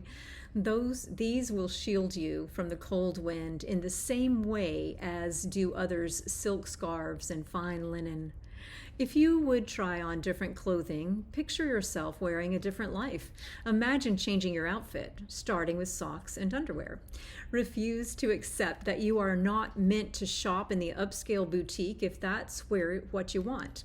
And really, if you like sitting around in your pajamas all day, then stop apologizing for it. No one's going to shoot you for it. Holy underwear is no less blessed. Find what feels good. Never deny yourself, as there is nothing worth caring for more. But do it because you love the gift of wrinkled flesh and tired knees, not because you might fall down and want to measure up should another opt to help you up. Worn shoes will take you where you need to go. Changing clothes. Or you might decide to change your clothes. If you desire, you can try on a different life for size. In the world you live in now, it is customary to accept so much as fixed and unchangeable. Your family, your name, your home, your chosen profession. Choice is your birthright. If you long to plow the field, try on a pair of overalls for size. If you want the experience of the explorer's grand adventures, pick up the binoculars and see. This is more than dressing the part. It is stepping into the role and opening yourself to the experience with the belief that you may become what you choose to become. Leaving limitation behind. To move forward and beyond the restricted life, you must first cut loose the ropes with which you bind yourself. Refuse to limit yourself to the designated field to which others might confine you and to which you yourself see as the boundary of your experience. This does not mean you must leave a particular field of experience. If you are content to run the bases, run them well. If you long to play a different sport, find your team. Scope out the best location, gather the equipment you will need, study those who have done it best, and embrace the love of the game. If you don't feel called out onto the playing field, walk on. Find the experience that brings out the best in you. Love your life. Empty it of every thought that tells you why you can't. Snack time. Savor the delights of doing nothing and seeing everything come clear. Watch the bliss bubble up like laughter in the glass from which you drink your life. Feel the warmth of the ale and the wide-awake feeling of the snowflake that settles on your cheek like a fresh kiss. Listen to the songbirds and the coyotes howl. Hear the distinct growl of traffic. Feel the turning of the day to night. Whatever course you choose for your life, give yourself time to dawdle. Go fishing. Stand in the stream and see how far you've come. Catch the fish and let them go. Look down the river at the stones settled there. See the water pooling, then finding once again its way in the direction of its home, moving from source to source, rising up and falling down, becoming again and again. Form and function. You fear changing form, for you define yourself by the state of your being. You are so much more. You are not confined by the shape of your body or its covering. You are not reduced to the accessorized life. Neither are you made invisible simply because you shift into spirit. And when you fall softly to the ground and flow again into liquid possibility, the flow in which you find yourself is not mere necessity of transportation from one place to the next. Form can follow function, or form can simply be form, not the total definition of who you are. What is most important to you at a point in time may lead to a choice about the form you choose to take. Again, the function you choose to fill or follow is not meant to be your final destination. Find your way through form and function and fly unencumbered by the thoughts that tether your circumference or bind you to a field of being fixed by false center point. Become a connoisseur of change. Taste time. Sip it like fine wine. Raise your glass and toast this life. Drink it up and then move on to another day, another tasting. Savor the moments, especially those that don't go as you had planned. Try something new on the menu when you have the opportunity. When life serves up the same old, give thanks. And look for opportunities on life's ever-changing menu. Say yes to a new variety of experience that can open you up to the flow of good. Take the long way home. Have breakfast for supper. Eat dessert first. Set off on a new adventure without a full itinerary. Look for someone new to meet today and discover something new about yourself. Change it up and watch what happens next. Never miss an opportunity to choose. Choice is a sacred gift. See all your choices like candy lined up before you, every piece of it delicious. Let your mouth water at the options and then go ahead. Pick your favorite color, the one that is calling out, choose me, choose me. And if you have no clear favorite, close your eyes and point your fingers and say yes to what says yes to you. Even if the decision before you seems serious and a painful choice between two lesser ways, see the very opportunity to choose as a divinely given moment to express your creative being and contribute to the unfolding of life and all that is. You are loved no matter what consequence follows your choice. You are treasured regardless of the result you co-create. You are cherished in the choosing, bathed in the blessed assurance of having the gift of choice. Stand your ground. You feel as if you are waking from a long midsummer night's dream, but just as quickly decide the new spiritual reality coming into focus is, in fact, the dream. When others insist that you are only dreaming of a more fanciful version of the facts, you relinquish your tentative hold on a truth you have barely begun to recover.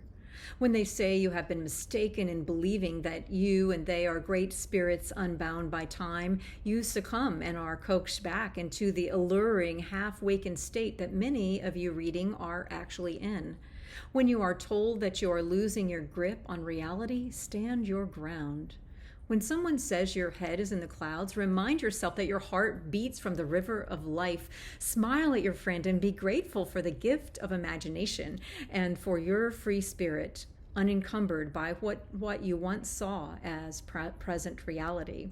So, live the dream and hold fast to the truth of who you are.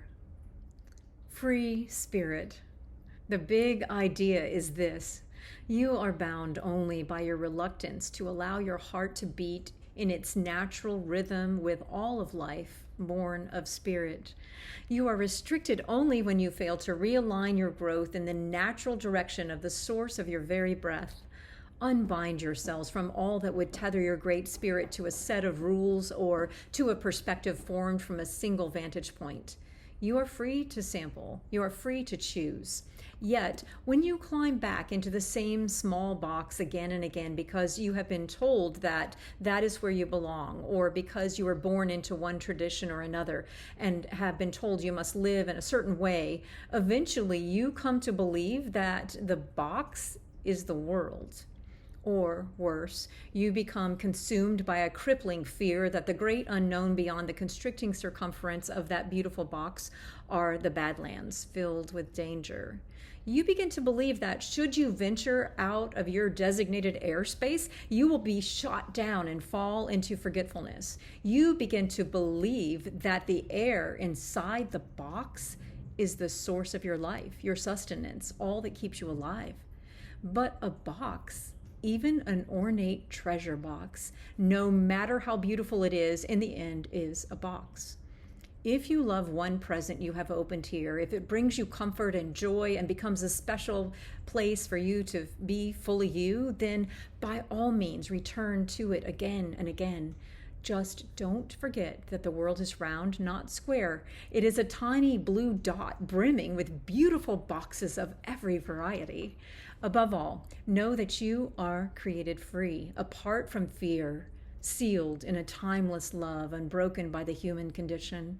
Some have called it a love that will not let you go.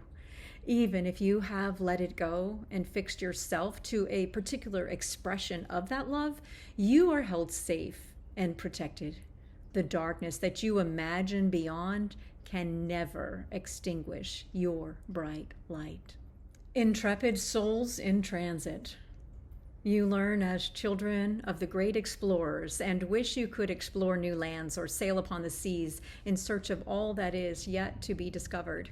You can. You do. You are radiant and resplendent, and you are restless, ready for life's grand adventure. You're off, and still you stand on life's deck, looking around confused. Are you waiting for permission to pull up the anchor and set sail? Puzzled by the unfamiliar bay in which you find yourselves, many of you choose to treat this life as if it were some shore leave. Life is the adventure, my friends. Now is your voyage of discovery. Your very soul is the compass that will always lead you home. And if you ever feel uncertain, let the light of the stars lead you on. The story of your adventure on the high seas of this world will live on. But first, you have to risk the journey. Pirates. Move through life with honor, but don't forfeit your sense of play just because someone else would judge you or label you a miscreant. Know who you are and hold life and love sacred. Awaken to the thrill of another day on the high seas of life. Enjoy the adventure. There may be an occasion in which you have been the hero but are not recognized as such. Let it be what it is and move on. Swashbuckle your way if you must, but refuse to abandon your principles or your sense of style. Live with a sense of gratitude for what provisions you share and celebrate the journey. Goodbyes. Choosing when to stay and when to go seems sometimes the hardest choice of all. But in your choice to say goodbye, know you greet the moment again and again. When I have gone, you may well remember me, or in sweet forgetfulness, imagine someone other than who I was. You may re-experience the first kiss or savor the memory of our last dance. Meet me in a field. Dare the rapids with me in a dream. Carry me, and I will carry you. P.S. The end is always the beginning.